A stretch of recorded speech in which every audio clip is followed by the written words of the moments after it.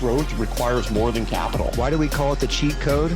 Nobody said growth had to be fair. Revenue solves everything. Welcome to the cheat code. What was our fastest path to revenue? We tend to like to do things the hard way. What's the cheat code? It's giving yourself an unfair advantage over the others. What is it that really works, and how are we going to grow these organizations? That's our cheat code. Welcome to the cheat code. I am John Wagner with Justin Gray. We are excited to have you along for another episode, everyone. Today, we are joined by longtime friend, Scott Albro. Scott, thanks for joining the show. Thanks, Josh and Justin. Great to be here. Or Justin. Either way. How are you been, man? Been great. Was crazy enough to start another company, so that's keeping me busy and having a ton of fun getting outside out of work. So and fishing. You know, I haven't been fishing that much this year. I got to come up again. That's the missing ingredient is having someone to tie their flies for them. You know what I mean? I know that's been missing in your life. That was good times having you here where I could just guide you around and you could catch 1 4-inch fish. That was monster. No, I have a new addiction. I've gotten super into gravel riding. You know, what? Oh yeah, you're not familiar with this? So I'm not. It's this new like craze in the world of cycling where a lot of people don't like to ride on roads anymore because it's dangerous. So there's this new thing called gravel riding where you can these kind of purpose-built road bikes that you can take on like trails and fire roads and that kind of stuff. Super fun. Oh, so it's another bike that you got to buy. Yeah, exactly. It's more gear. Got it. And now as each trend goes, Scott's got a bike graveyard for every cycling trend that's gone through his life. Pretty exciting stuff. Yeah. Well, Scott, we appreciate you joining the show. You know, on this show, as you know, we talk about founders and their cheat code, building and scaling companies. And we thought it was super interesting when we were prepping with you, talking about building a brand, because I think there's a lot of misnomers around brand and what that means, especially for early stage companies. So it'd be great if you could just kind of kick us off with, what are your thoughts on, and why do you call brand your cheat code? I prefer a different phrase to describe it because I think brand, most people think, well, that's a marketing endeavor, right? And it's like it's an arts and crafts marketing endeavor. It's not something that's quantifiable or anything like that. And so the way I prefer to think about it is you want the market to think that you are a lot bigger and capable of a lot bigger than you actually are and capable of punching way above your weight, especially when you're a startup, obviously. I mean, that doesn't matter so much if you're a big established business, right? Then the market already perceives you that way. But when you're a startup, it's really, really important to get the outside world, the market, your customers, partners, prospective employees, etc., to believe that you're bigger than you actually are. That's something we did really well at one of my previous companies, a company called TOPO. We actually spent a lot of time and effort on that and spent a lot of time thinking about how to create this perception around TOPO that made it seem like TOPO played a bigger role in the market than maybe it actually did. And that paid dividends in a lot of different areas. So, you know, as Josh mentioned there, like brand and like the whole arts and crafts thing that you referred to, like tends to be this like ethereal concept, which a lot of people kind of dismiss, right? Like I think we've all been through brand workshops and, you know, maybe brought in a bunch of like 6 and 7 figure agencies to figure out brand. It largely like lives on the shelf. How do you make that brand? You know, first and foremost, I'd love to hear you verbalize what like TOPO's brand was, because as you said, like it was kind of front and center and permeated everything within that business. But then also, like, how do you make that actionable and something that, you know, can be followed and adhered to? Just, you know, and obviously you guys, you know, we're a small organization, you know, a couple of folks thinking about what you wanted to be, and then you scaled up from there. How did you permeate that, you know, as you grew? Well, I think you're thinking of it the exact right way and the way we did at TOPO, which is, first of all, you have to understand or come to a decision on like, what do you stand for as a company? And more importantly than that, again, what does the outside world think that you stand for? Right. And so you need like these brand principles or foundational positioning or messaging, like all the classic things you use to sort of bolster a brand. But then the second thing is you need to figure out how to manifest that brand in a really tangible, material way. And this, in my opinion, is where most branding exercises sort of fall down. Like, it's pretty easy to agree to like, well, here's who we think we are, and here are the principles, and here's how we want to position ourselves in the market. And then where it gets really hard is when you actually try and make that tangible to a customer or a partner or whatever. And so at TOPO, figuring out what we wanted to stand for and how we wanted people to think about us was actually pretty easy. We were a research and advisory firm that was helping sales and marketing organizations basically grow faster. Is kind of like that was our value proposition to our clients. And so we kind of described the business as like a Gartner group for sales and marketing, just to help people easily understand what we did. So that stuff's all like motherhood and apple pie, pretty easy to agree to, pretty easy to understand. Where things got more interesting is we thought, okay, well, if we want our prospects and customers to think of us as like, hey, we're like this third-party engine that can just help you grow faster, what's the best way to do that? And the best way to do that, the first thing we figured out was like, well, you have to work with companies that are already growing really fast, right? And so we made this decision that we were going to focus on Bay Area, high growth. We call them startups, but some of them were huge companies already, like Twilio and ServiceNow and so forth. But when you looked at the companies that we worked with, you thought, wow, this company TOPO, maybe they're really small, we don't know, but this company TOPO is literally working with like dozens of the fastest growing companies in the world.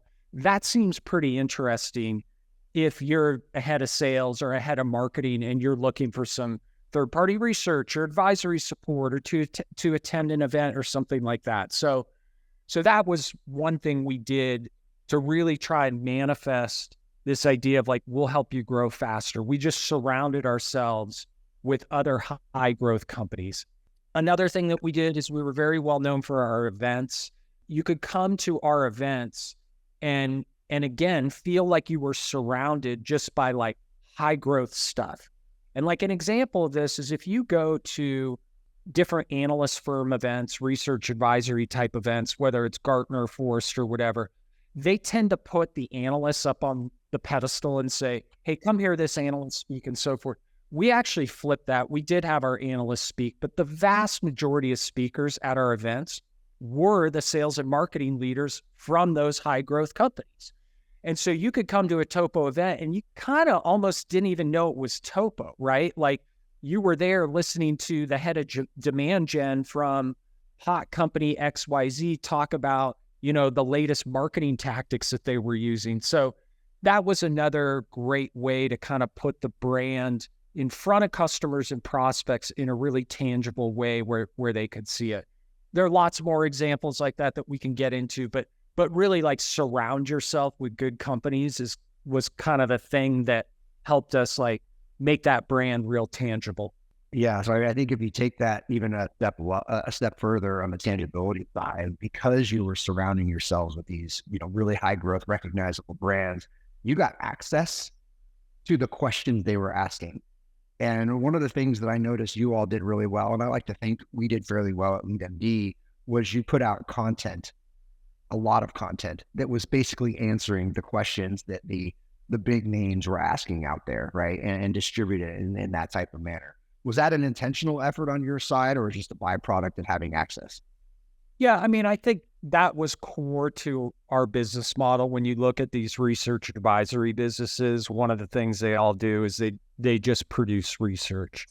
What's interesting about you recognizing that we sort of had a front row seat to the questions that these companies and practitioners inside of these companies were asking. What's interesting about that is there's some pattern recognition that took place pretty early in the days of TOPO, which was, yeah, it was easy to see, like, head of rev ops at company XYZ. They were interested in knowing about topic, whatever, right?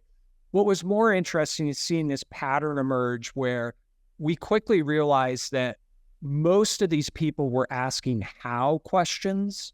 They weren't asking like what or why questions. They were very interested in learning about how to do something specifically. And that's less about the brand. That became more about like our value proposition and the value we ultimately delivered to our customers. We had this saying, which people make fun of me for now, called specificity wins, right? And that was another way of saying, hey, we're not just going to tell our customers like what works or why it works. We're not going to fly at 30,000 feet.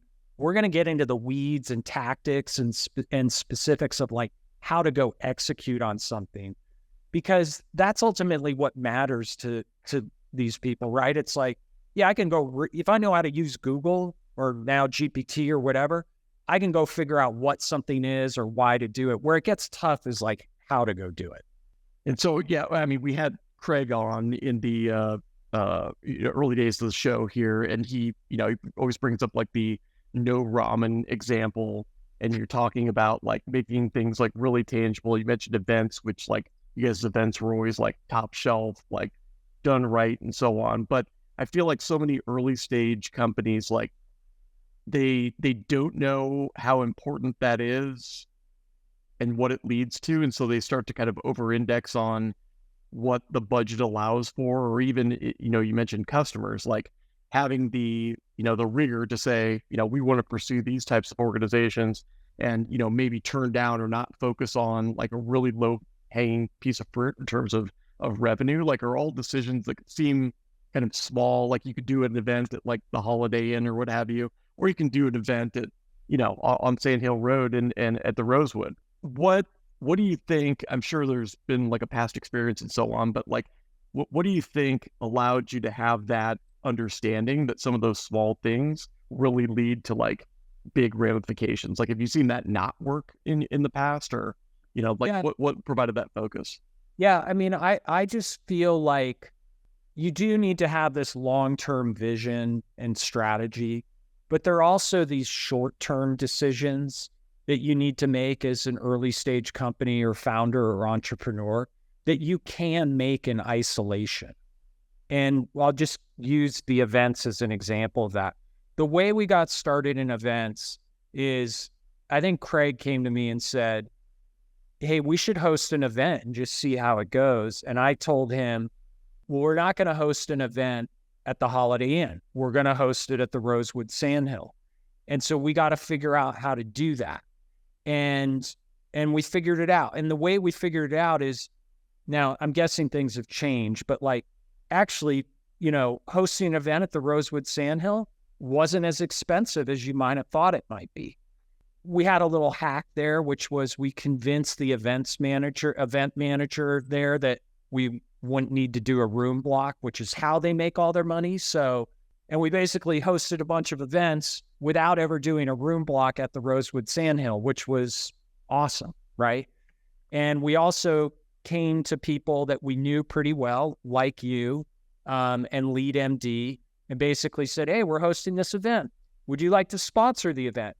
And we didn't ask for a ton of money, right? Like not a lot of money at all, but we got a little check that could kind of subsidize this nicer event. At no point. Well, that's all right, because I got at least, a 4,000% ROI in those events, because I still own, I'm convinced, millions of dollars of their pens. And will happily sell those online. They're the best pen literally ever. Yep. Those pens are worth thousands of dollars a piece. So at no point in time did Craig and I ever look at each other and say, how does this fit into like a bigger strategy? Or we knew it would be good for the brand. We knew what we wanted the brand to be. But that particular decision was just kind of made in isolation. Where it became something bigger was we told ourselves, if it works, we're going to do more. And it totally worked. And so that's one, I guess I'd call that like an early stage experiment. And the key to that experiment, like a lot of early stage experiments in my mind, is to be creative and be willing to like call the event manager and say, hey, we're like this little company. We'd love to do an event there. Just tell us a date that's open. We'll take it. By the way, we can't do a room block. Or calling you and saying, I think we literally told you, we have no idea what's going to happen at this event, but you're still going to pay us. Right. And so being able to get creative like that, and then ultimately have a win that can scale and fit into a longer term vision, that paid big dividends for us early at TOPO. Totally. Yeah. So like even talking about the dividends, I think getting really focused on what that meant. So, you mentioned brand for a startup is different than brand for Coca-Cola, right? Like Coca-Cola has to do it as a part of who they are and be part of the community. But for a smaller organization, it means something very different when you have to go and sell into the types of companies you want to sell into, right? Like I experienced it firsthand with folks that I knew who sold at Marketo. When they went out somewhere else that didn't have the same type of brand as Marketo, all of a sudden they're having a hard time selling, right? It gives you access that you otherwise wouldn't have access, and that punching above your weight class, I think, is a big deal when you are in those early stages of being able to access the types of companies you want to sell into. And how did that byproduct flush out for TOPO? Oh, it was a big deal for us. I mean, we were basically getting meetings with companies and decision makers in these companies that we probably had no business getting meetings with, given our actual size. We talked about surrounding ourselves with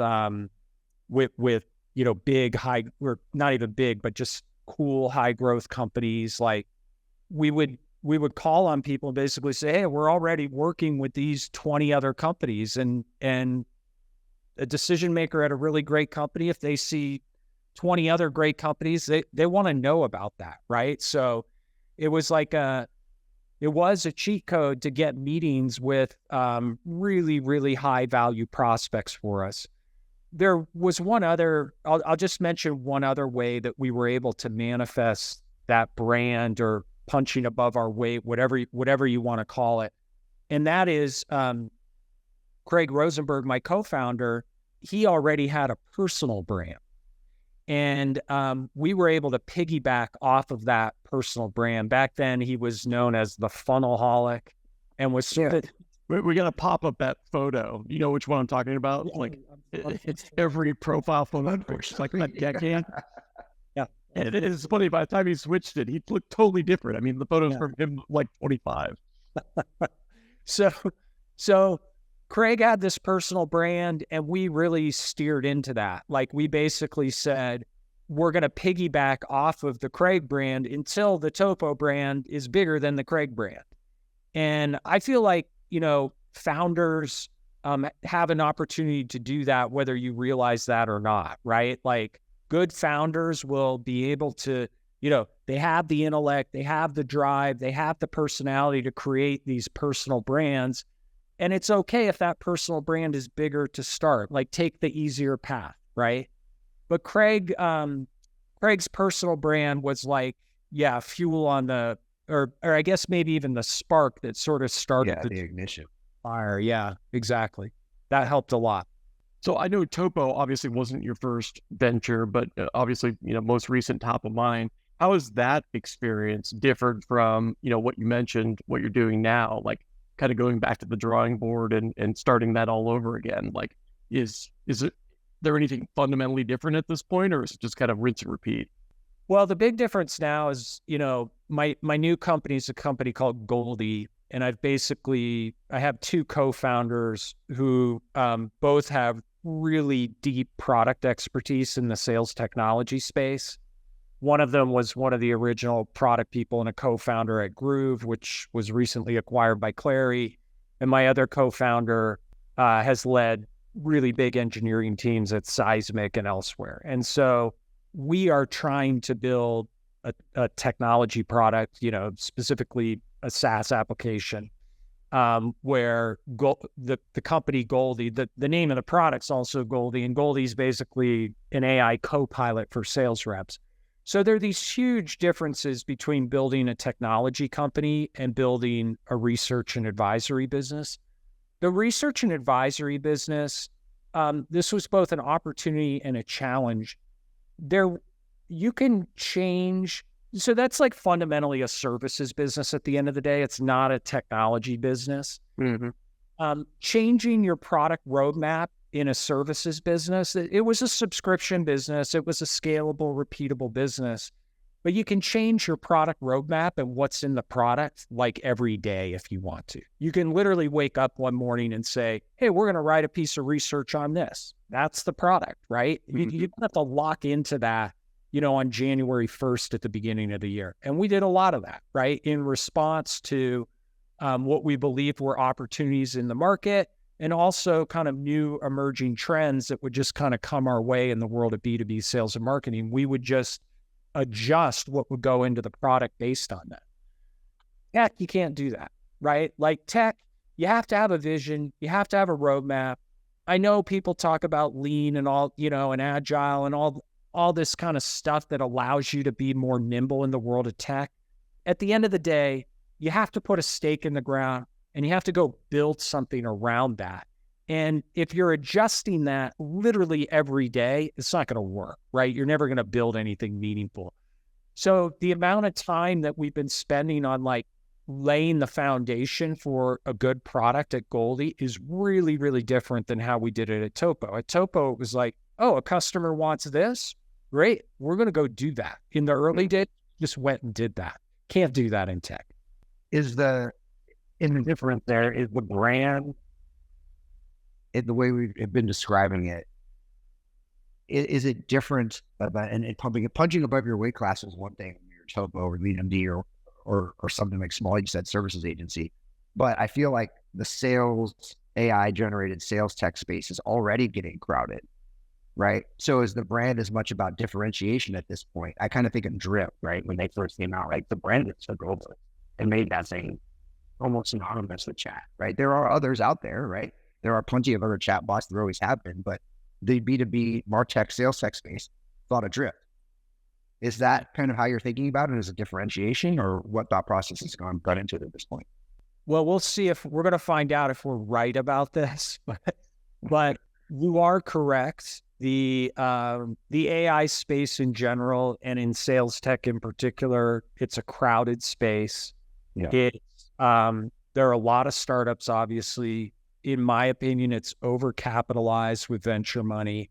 The other crazy dynamic in this market is, most new like technology paradigm shifts like the internet or mobile or cloud or SaaS or now AI, startups really benefit.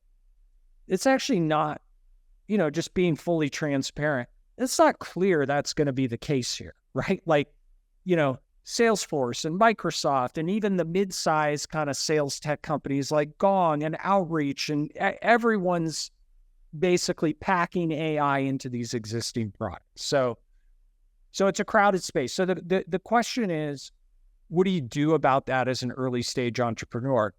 And one thing we are doing is we are now, we are out there kind of just like we piggybacked off of Craig's brand with TOPO, we're piggybacking off of my personal brand at Goldie. We're very active on LinkedIn, kind of sharing our thoughts and opinions and that type of stuff. But to be totally honest, we don't really care about that. That's just something for us to do to keep us in the market. What we're really focused on is just building the best damn product that we can build. And then we think a lot of stuff's going to sort itself out based on who has the best product in this AI space.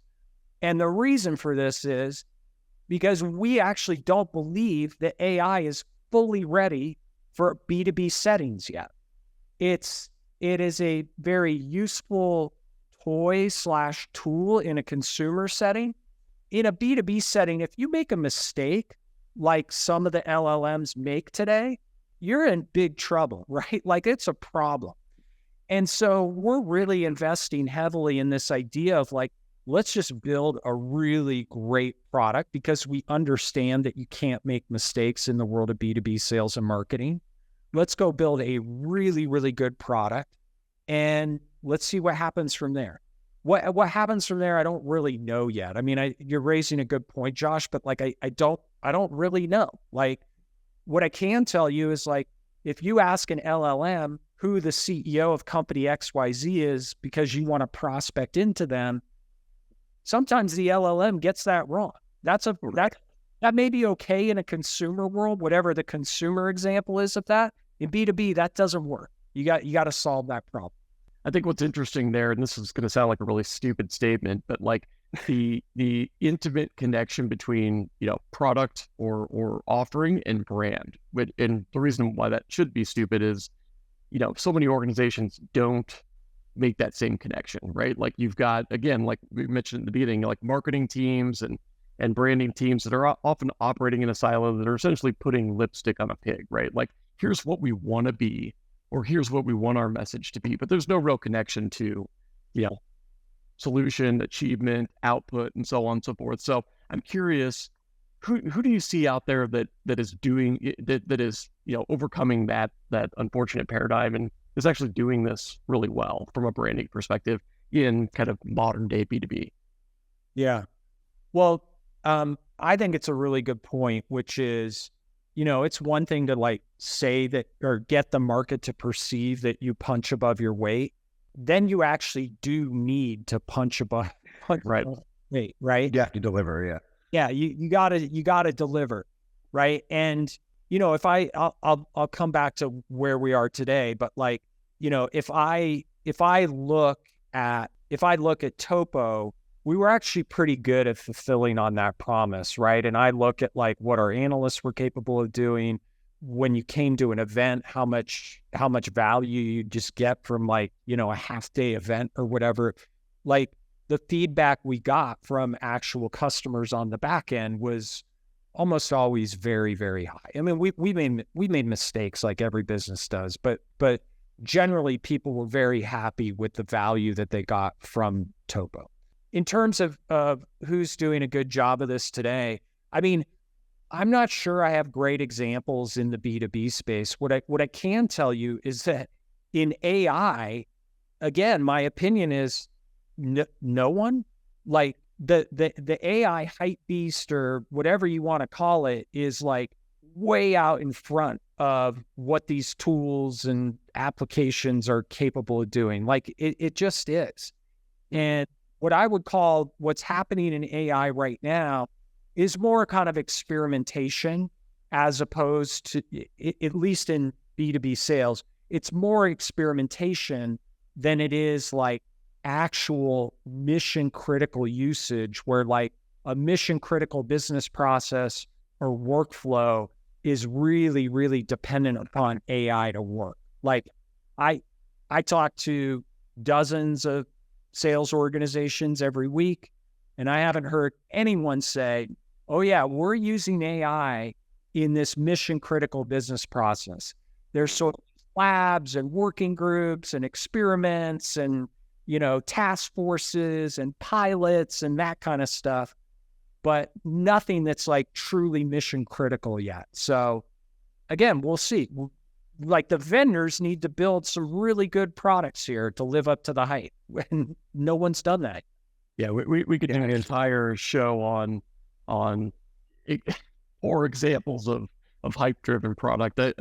I won't throw anyone under the bus specifically, but like Josh, I think you were on this disco call a while back. But like the funny thing about AI right now is like a lot of these products are actually like in a very transparent manner using paid users to train the model. Like we were looking at and I guess there's always varying degrees of that regardless in AI, but like this was like a customer success solution, and they would serve up, you know, just plug your data in, right?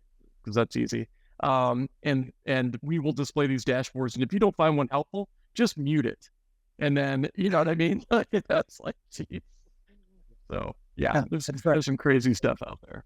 Yeah, that's right. Yeah, I think AI in general is super nondescript right now, right? There is no brand that rises above the rest because it's all just AI, and they think they're zoning on AI by itself. Like the person on the other side is actually supposed to know what that means. You know, it seems like it's been made accessible through some channels like ChatGPT and whatnot. But then every once in a while, you run into this actual data science. You work for like NASA or the Navy or something like that, and they've been doing real AI for 15 years, and they've got a decade of data that they're processing through these, and then they tell you about the stuff that they do, and you sit there and you think, how that's not even possible with these plugins that someone's doing to route through ChatGPT or something like that, right? It's crazy, and I think that's what your point around building a really good product. Some of these things aren't even products, right? They're just like widgets that were plugged into something and they slapped a logo on it. That's right. They're plugins. And, by the way, I think people are working hard on these things. It's just it's a time thing, right? And the hype cycle got way out in front of us on this one. And now product organizations need to catch up, as do the rest of the AI vendor organization, right? Like, we need better messaging in this space. Like, I don't think anyone's done a really good job of articulating like clear use cases and actual application of AI in B2B. I mean, maybe one exception to that is like the generative AI use cases around writing emails, but like, how valuable is that really? At the end of the day, is that super valuable? I don't know. I don't hear people saying like, oh, I've got to have that. That's incredibly valuable. Yeah. What did you say earlier? Specificity wins or something like that? I think it comes down to the form function of what it is you're doing, right? Functional AI. Is there a specific use case or application that this was built around? I think Justin and I have a pretty good example in our portfolio, a company called Pitstop, and it doesn't even describe themselves as AI. However, they're using predictive analytics to pull in data from a common data source that companies have in the space and fleet management, and then being able to predict what's going to happen to a vehicle in the future, right? Like, it's a very specific function use case. Like, you look for these fault codes, we serve them up to you. This keeps a vehicle on the road without downtime. Here's the ROI, right? I think it's that's right. Pretend it's doing all these things and it's not. It's very specifically saying this is what we solve by having these analytic capabilities, right? And I think that's what folks are looking for. It's more tangible. That's a cool example. I like that. Hey, I want to circle back to something that we touched on a little bit in the beginning. So, like, from a scalability, let's talk about the opposite of AI. Let's talk about people, which is always the complexity to building and scaling businesses. How do you ensure alignment with a brand as you start to bring people on board, right? Like, what did you guys do to ensure, like, hey, this is who we are, this is this is good, this is what bad looks like, and how do you operate within that construct when brand is so important? Yeah, I mean, I think that all comes down to, it sounds obvious, right? But hiring the right people, and of course, and they're kind of two, I don't know, sets of criteria that we would look for at TOPO. One is, we were talking earlier about how our customers really wanted to know the how as opposed to the what and the why. Well, it turns out there are a lot of people out there who can talk about the what and the why, and there are very few people out there that can talk about the how. Mm-hmm. And so we always had our antenna up looking for people who could do the how, right? That was, and there were signals we'd look for, like, had they worked at one of these cool high growth companies before, right? Had they been a consultant to that segment of the market, et cetera, right? Like, but ultimately it comes down to like talking to them, interviewing them, and to the point earlier about specificity wins, making sure that they were able to be really, really specific in the conversations we had with them during the recruiting and hiring process, right? And that's something that's learned by an organization. Like, oh, that person, they were flying at 30,000 feet. We need them to be down at 2,000 feet, and they were not there, right? Mm-hmm. That's someone we would not have hired. The other sort of set of criteria that we looked at was more kind of I guess I'd call it like a cultural kind of personality fit, not so much with TOPO, but with our customers. Like, did we believe that that person could go deliver a half-day workshop at Google, right? Right. Could they credibly do that or not? And then we also did this thing where, like, and I look back on this and I chuckle about it sometimes, but like we had these, like, they weren't necessarily written down anywhere, but it was sort of understood. Like, if you worked at TOPO, there were just these certain things that you were expected to do. And like, we'd have people join the company and they'd say, so I need my new laptop and I want it to be a ThinkPad, blah, blah, blah, blah, dot, dot, dot, dot, dot. And we would send them a Mac, because you were not going to walk into a high growth tech company with a ThinkPad and a blue suit on. And like, that was not going to happen. And we didn't even talk about it with you. We just sent you the Mac, and we'd get these emails and calls like, I've never used a Mac before. What should I? And it's like, workshop at Google's tomorrow.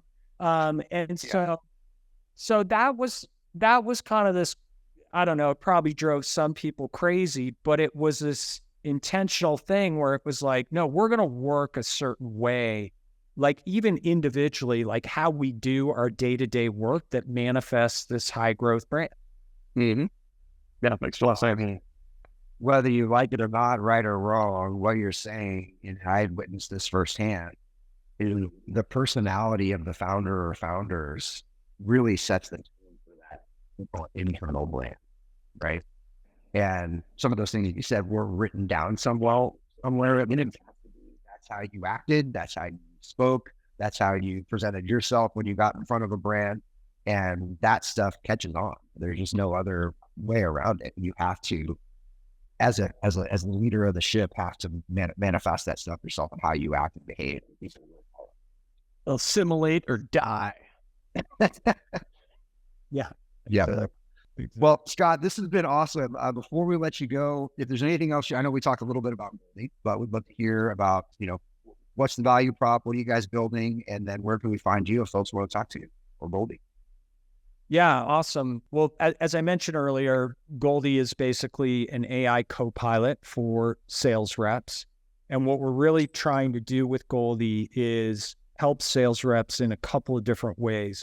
One is Goldie will suggest and execute sales plays on behalf of reps. And the whole idea here is increase conversion rates, basically. And so, like, an example of a play that Goldie might help a rep execute is what we call a close loss win back play. So imagine you lost a deal 6 months ago. Goldie will remind you. I can't picture it. No, you can't imagine. What happens when reps lose a deal? They never actually go back to it, right? Like, that deal lost and it's gone, right? So Goldie will remind you 6 months later, hey, remember you were working on this deal, you marked it closed loss. Let's go back and try and win it back. We're coming up on the 1 year anniversary of the deal cycle. And Goldie will help run a play to help the rep win it back. And so that's an example of Goldie trying to improve conversion rates. And imagine that happening across, dozens, hundreds, thousands of reps and many, many different types of plays. The other thing that Goldie does for reps that's really cool is it tries to save them time and make them more efficient so that they can spend more time on actual selling. So Goldie will do things like keep the CRM up to date for you. And you may wonder how it does all that. That's a whole nother, half hour long conversation. It's just AI, bro. It's just math. Anyway, so that's what we're building at Goldie. We're working with what we call our charter customers right now who are using the product. They're essentially design partners to us. We'll probably be doing more of a GA type release sometime in October. But yeah, it's an exciting time in sales. And I like what you were talking about earlier, Josh. We absolutely believe that there are these uniquely human skills that salespeople possess, right? And then we also believe there are a whole bunch of things that AIs will be really good at as well. And so we're trying to kind of play over here in this space so that salespeople can spend more time on the uniquely human things that make sales really, really valuable.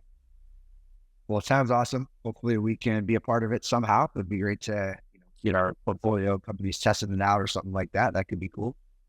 Where do we go? Is there a website? We actually have a really crummy website, and you can go check it out at Goldie.ai, and it's GOLDIE.ai. And, there's some content there that explains what we're building. But really, if you want to learn more, reach out to me on LinkedIn, or my email's on the website, and just ping me. Happy to chat. All right. Up level your brand, have a shitty website. It's all good. Yeah, it's all coming. It all makes sense now. Yeah. All right, Scott. Well, thank you for joining the show. For those of you that like listening to us, and hopefully Scott more than us, come and subscribe to us on your favorite podcast platform and write a review. That would be great. That helps us expand our reach. Until next time, this has been Cheat Code.